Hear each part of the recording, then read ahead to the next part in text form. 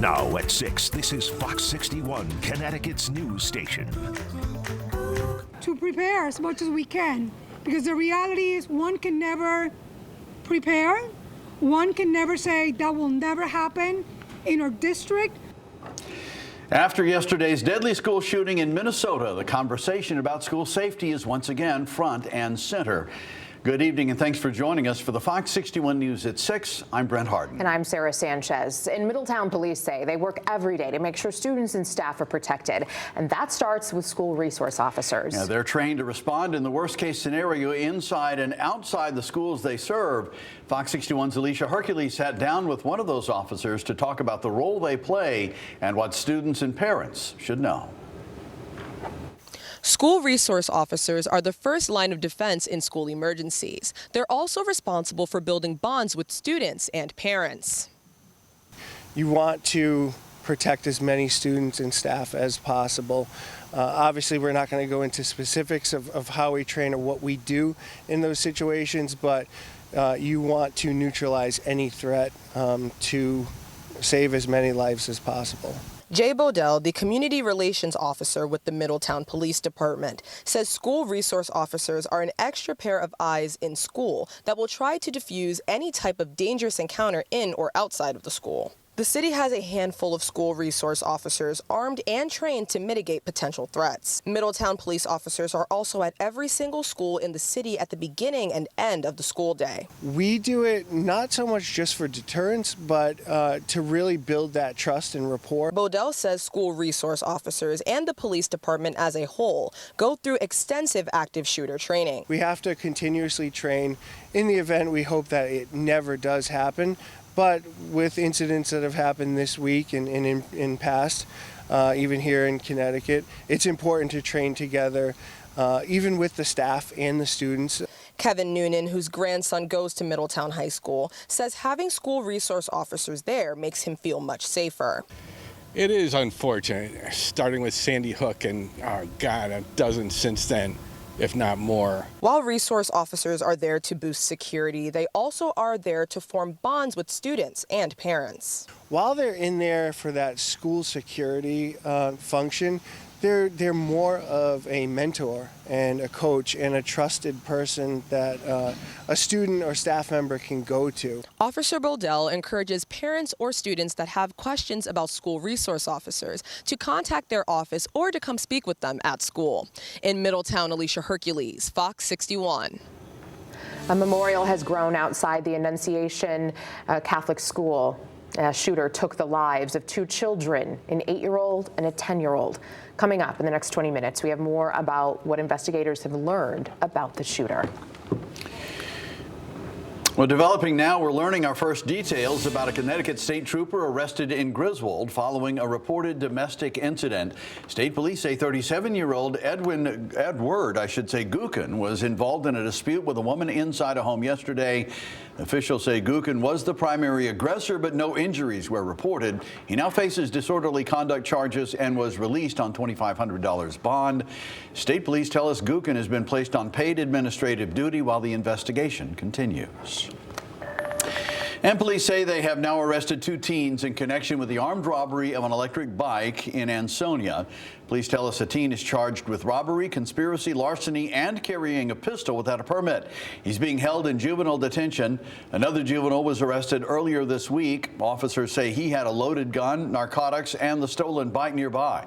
Two adults in the same car also faced drug charges. One of them, Kylan Sanders from West Haven, was held on $50,000 bond. Now, police in Willimantic say a traffic stop near a school led to a major drug bust. Officers pulled a car over on Bridge Street Wednesday morning, and that's when they say the passenger, Jewel Hurt, fought with police as they tried to arrest him. Once in custody, officers say they found 80 bags of suspected fentanyl, plus crack and cocaine. Hurt now faces several drug charges and resisting arrest. He's being held on a $150,000 bond. Fire crews rushed to I-95 South after a car burst into flames. Take a look here. It happened just after noon yesterday near the rest stop in Milford. Firefighters put it out pretty quickly. Thankfully, no one was hurt, and the cause is still under investigation.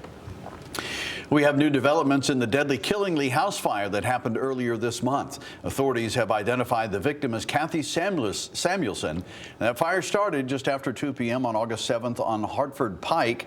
The investigation into the cause of the fire is still ongoing. And we also learned the name of the person whose body was pulled from the Long Island Sound in Waterford this week. 39-year-old Jesse Pond was found in the water Tuesday in the early afternoon. The last known place they lived was in New London. Officials say the body was found a mile and a half or so south of Millstone Point, west of Bartlett Reef. Medical examiners are still looking into the cause of death. New at 6, state police say a person drowned in Old Lyme last night. We're told it happened on Jaden Drive just before 6 at night. Troopers confirm no foul play is suspected. A call to action from Hartford Mayor Arunan Arulampalam today, asking fans to literally call the WNBA in an attempt to keep the Connecticut Sun in this state.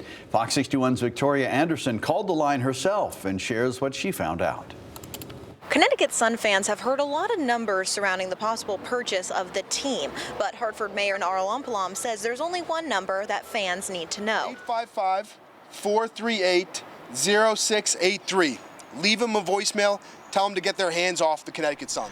Those 10 digits are just a part of Hartford Mayor Arunan Arulampalam's new plan to keep the Connecticut Sun in the state's home court. It is time to fight back. The WNBA is still brewing over two main offers, one from a Boston-based investor group and one from a Connecticut-based group that would move the Sun to the People's Bank Arena in downtown Hartford.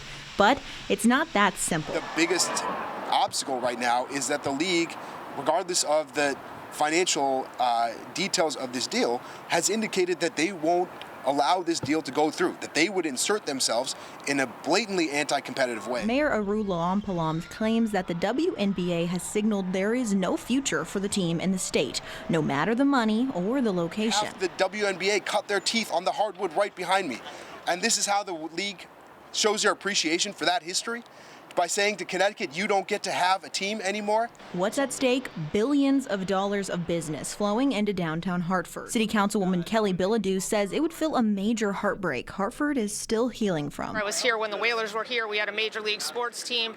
The downtown area was vibrant. It is helpful to all the businesses. It's helpful to the community. Pratt Street business owner Jody Morneau says it would simply be silly not to call. I will get as many people as I can to call the line. So we called. We have tried our best to have direct communications with the WNBA. The best we can have is this AI-generated operator. At the mayor's instruction, we asked the AI answering machine to file a complaint with the WNBA. And when transferred... Hi, thank you so much for reaching NBA Online Shop. And this is Yin. Good morning. How can I help? Hi, this is the WNBA, correct? No, ma'am. This is an NBA Online Shop. The number is for the NBA's online store ran by Fanatics. We called the line 3 times. We were even given a dead-end number for the WNBA. But the common theme was... Okay, this is the NBA store. We only sell merchandise through Fanatics, so we're like a third party that just manages like the online store. The mayor's office told us this was the best number they could find for complaints. I tried to express my displeasure. I tried to call the WNBA.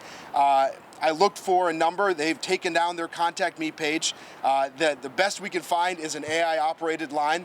I guess the WNBA doesn't want to hear from their fans anymore. But that hasn't discouraged Hartford officials from finding different ways to try and make their voices heard. But let's call them and leave enough voice messages until they respond, until they're forced to respond to the fans. The Connecticut Sun has already said that they're planning to stay at the Mohegan Sun Arena for their 2026 season. But what happens after that, that's still unclear. Reporting in Hartford, Victoria Anderson, Fox 61. Well, police say a man broke an officer's leg during an arrest last night. He's now behind bars. People at On Track Karting on North Colony Road called police around 7:30. They say a drunk man was arguing with employees and behaving aggressively toward others. Police say when they tried to de-escalate the situation, Tevin Robles fought the officer. We're told Robles broke an officer's tibia and fibula. That officer had to have surgery. Robles also kicked out the window frame of the police cruiser. He's expected to face a judge on September 16th. A serious crash in Torrington shut down part of South Main Street this morning. Police say Edgar Gonzalez was riding his motorcycle south when a trash truck turned onto the road from Vista Drive. Gonzalez swerved left, lost control, and went off the roadway. He was flown to Hartford Hospital with serious injuries. South Main was closed between Bogue Road and Vista Drive while investigators worked the scene, but it has since been reopened. A year after a dangerous street takeover in Derby, police say they've made an arrest. Investigators say Dominic Guerrera of Wolcott was behind the wheel of a white Crown Victoria. Police say he was caught racing and taunting officers on Pershing Drive last August. He's been charged with reckless driving, racing, and disorderly conduct. Guerrera was released on a $40,000 bond and will appear in court. A reminder from police, street takeovers are illegal and can bring felony charges for repeat offenders. A scare at a Bridgeport power plant this morning. Fire crews rushed to Russell and Atlantic Street just after 10 this morning. They found a fire inside the plant. Firefighters had it under control within about 45 minutes. No one was hurt, and all the workers are safe. And the fire marshal is now investigating what started that fire.